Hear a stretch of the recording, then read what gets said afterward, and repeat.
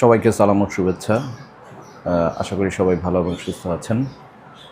আজকে যে প্রসঙ্গটি নিয়ে আলোচনা করতে চাই, সম্প্রতি সোশ্যাল মিডিয়াতে তুরস্কের সাবেক প্রধানমন্ত্রী নাজিমুদ্দিন এরবাকানের একটি কথা বেশ আলোচিত হচ্ছে। তিনি একটি সে বক্তব্যটি হচ্ছে, তিনি বলেছেন যে মুসলিম দেশগুলো যদি ইসলামী দিনার চালু করতে পারত, তাহলে সেটা মানে পাশ্চাত্য দেশগুলোর জন্য পারমাণবিক বোমার চেয়ে অনেক বেশি আতঙ্কের হতো। এই কথাটার আসলে অর্থ কী? মানে উনি আসলে বুঝতে চাচ্ছেন যে বর্তমান সারা বিশ্বে যে একটি একক মুদ্রা কোনো শর্তহীনভাবেই আমরা ব্যবহার করছি, সেই ডলার প্রসঙ্গে আসলে উনি বোঝাতে চাইছেন। তার মানে হচ্ছে যে এখন উন্নত বিশ্বগুলো, মানে বিশেষ করে যুক্তরাষ্ট্রের যে সুপার পাওয়ার, সেই সুপার পাওয়ারের পিছনে সবচেয়ে বড় কারণ যেটা, সেটা হচ্ছে তার ডলারের শক্তি। দ্বিতীয় বিশ্বযুদ্ধের পর যখন ডলারকে সবাই একক মুদ্রা হিসেবে মেনে নিল, তখন থেকেই মূলত যুক্তরাষ্ট্রের উত্থান, এবং সেই উত্থান কিন্তু এখন অবধি অব্যাহত আছে। দেখেন, নানাভাবে অনেক কিছু হয়েছে, বিশ্বে অনেক কিছু পরিবর্তন এসছে গত সেই 70-80 বছরে প্রায়, যদি আমরা বলি দ্বিতীয় বিশ্বযুদ্ধের পর।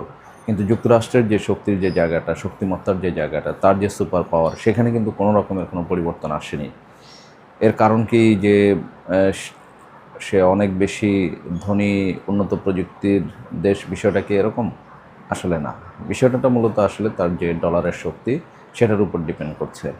আপনি দেখেন যে বিশ্বের সকল দেশগুলো তার যে রিজার্ভ, বৈদেশিক মুদ্রার যে রিজার্ভ জমা রাখে, সেখানে কিন্তু একটা বড় অংশই থাকে ডলার।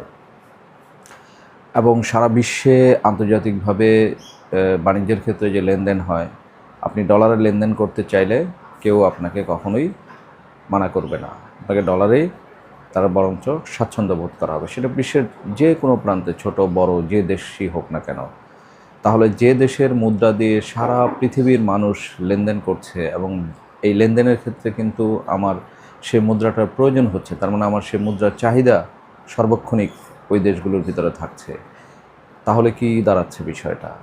তো যে উৎপাদনকারী, মানে আমরা যদি যুক্তরাষ্ট্রকে ডলার উৎপাদনকারী ধরি এবং অন্যান্য দেশগুলোকে ডলার গ্রহণকারী হিসেবে চিন্তা করি, তাহলে দেখা যাচ্ছে যে চাহিদার বিপরীতে যুক্তরাষ্ট্র ডলারটা উৎপাদন করছে বা তৈরি করছে। তাহলে নিশ্চয়ই উৎপাদনকারী হিসেবে, যেহেতু চাহিদা সবসময় থাকছে, তাহলে উৎপাদনকারী দেশ হিসেবে যুক্তরাষ্ট্র সবসময় উপরের দিকে থাকছে। তো এখানেই আসলে যুক্তরাষ্ট্রের সবচেয়ে বড় শক্তিটা।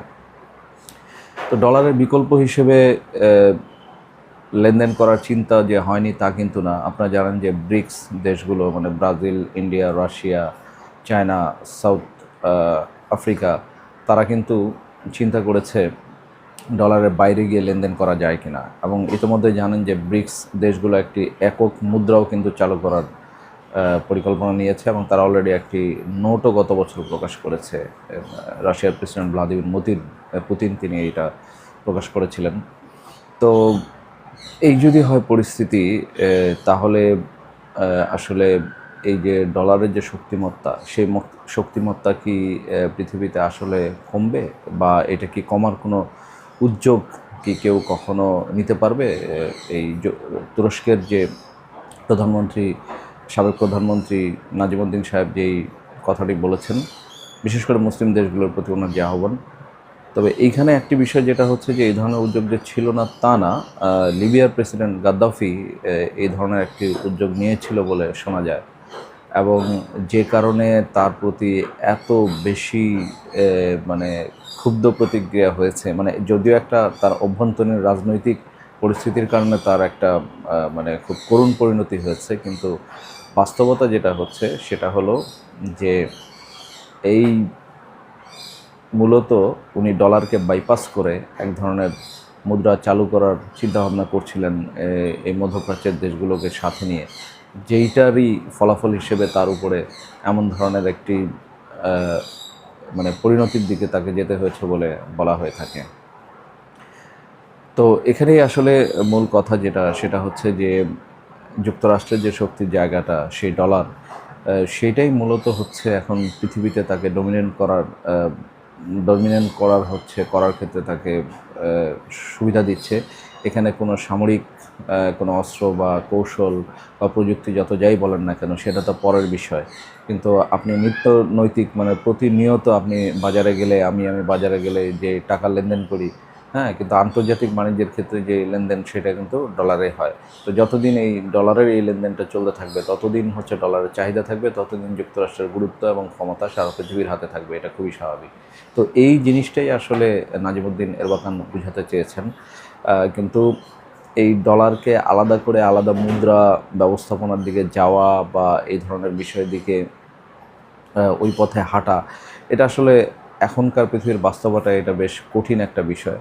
আবার অসম্ভব যে তাও না, যদি বিভিন্ন জোট যেমন ব্রিক্স একত্রে এরকম করার একটা চেষ্টা করছে, তো এই ধরনের যদি আলাদা আলাদা কোনো জোট থাকে, যেমন মুসলিম বিশ্ব দেশগুলোর যে জোট ওআইসি, তারা যদি চায় তাহলে হয়তো তারা এই ধরনের একটা মুদ্রা ব্যবস্থার দিকে যেতে পারে। কিন্তু আদৌ সেটা যুক্তরাষ্ট্র বা পশ্চিমা বিশ্ব সেইটাতে মানে কী ধরনের প্রতিক্রিয়া দেখায় সেটাও একটা দেখার বিষয়। এবং এখানে দেখেন যে এই ডলারের আগে কিন্তু আসলে এই স্বর্ণের যে বিষয়টা, মানে মুদ্রার বিপরীতে নির্দিষ্ট পরিমাণ স্বর্ণ জমা রাখার যে একটা বিধান ছিল, সেটা কিন্তু আসলে এখন আর নেই। দ্বিতীয় বিশ্বযুদ্ধের পরেই সেটা উঠে গিয়েছে। তো যে কারণে এখন চাইলে যুক্তরাষ্ট্র তার মতো করে তার খরচ মেটানোর জন্য কিন্তু ডলার ছাপাতে পারে। এবং আপনি দেখেন যে আমরা এখন বলি যে আমাদের দেশের যে ঋণ, যেটা মোট জিডিপির তুলনায় সেই ঋণটা হচ্ছে 33 থেকে 37% মতো, কিন্তু যুক্তরাষ্ট্রের কিন্তু এটা 100+, মানে তার দেশের যে অর্থনীতি তার চেয়েও বেশি সে ঋণ নিয়ে বসে আছে। কিন্তু এটা নিয়েতে কিন্তু সে কোনো ধরনের ঝুঁকি নেই, কারণ এই ঋণ তাকে পরিশোধ করতে হবে ডলারে, আর ডলার তো সে নিজেই তৈরি করতে পারে।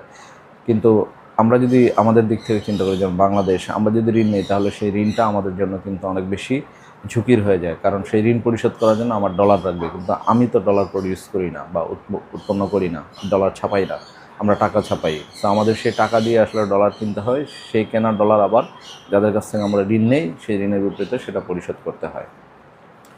তো মোদ্দা কথা যেটা হচ্ছে যে সারা বিশ্বের এখন যে ডমিন্যান্স যুক্তরাষ্ট্রে, সেটা মূলত এই ডলার কেন্দ্রিক, এবং সেই ডমিন্যান্সকে ভেঙে যদি অন্য কোনো মুদ্রা আঞ্চলিকভাবে হতে পারে, গোষ্ঠীগতভাবে হতে পারে, জাতিগতভাবে হতে পারে, যদি কেউ চালু করতে চায় বা যদি করে, তাহলে সেটা আসলে হচ্ছে এই যে ধরেন যে মুসলিম দেশগুলোর যে পারমাণবিক শক্তিধর হওয়ার যে বিষয়টা, যেমন পাকিস্তান আছে, ইরান আছে, এটার চেয়েও আসলে অনেক বেশি ভয়ঙ্কর। কারণ অস্ত্রের ব্যবহার আপনি 1 মাস, 2 মাস, 1 বছর, 2 বছর করতে পারবেন, কিন্তু লেনদেনের ক্ষেত্রে আপনার টাকার ব্যবহার কিন্তু নিত্যদিনের, প্রতি মুহূর্তের জন্য প্রয়োজন। তো সেই বিষয়টাই আসলে এরবাকান বুঝাতে চেয়েছেন। আমরা জানি না আসলে পরিবর্তিত বিশ্বে কী হবে। এখন বিশ্ব তো আসলে কাগজের নোট থেকে এখন আবার ডিজিটাল বিশ্বে চলে যাচ্ছে, মানে ডিজিটাল নোটের দিকে চলে যাচ্ছে। আমরা নিজেরাই তো এখন মোবাইল ব্যাংকিংয়ে এখন আমরা সংখ্যার ব্যবহার করছি, মানে টাকাটা আমরা ছুঁয়েও দেখতে পারছি না, বা দেখতেও পারছি না। জাস্ট আমার আপনার মোবাইলে একটা সংখ্যা হিসেবে এটাকে কাউন্ট করা হয়। তো পৃথিবীর এই যে পরিবর্তনশীল এই জায়গা থেকে আসলে আদৌ ভবিষ্যতে এই ধরনের কোনো কিছু হবে কিনা আমরা জানি না। যদি হয় তাহলে হয়তো বিশ্বের যে রাজনৈতিক যে পরিস্থিতি, সেটাই এক ধরনের মানে পরিবর্তনের দিকে চলে যাবে বলে মনে হয়। তো অসংখ্য ধন্যবাদ এতক্ষণ আমাকে ধৈর্য ধরে শোনার জন্য।